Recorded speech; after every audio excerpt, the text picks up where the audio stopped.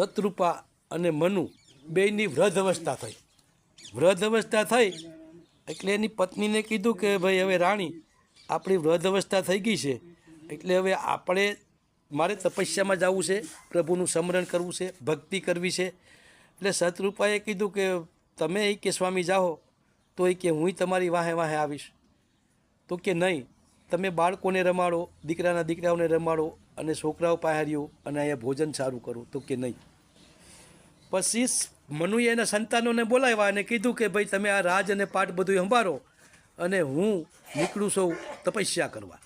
એટલે મનુ રાજા ભેગી શત્રુપા પણ નીકળી ગઈ અને બે વયા ગયા આગળ જંગલમાં. એમાં એક સાધુ મળ્યા.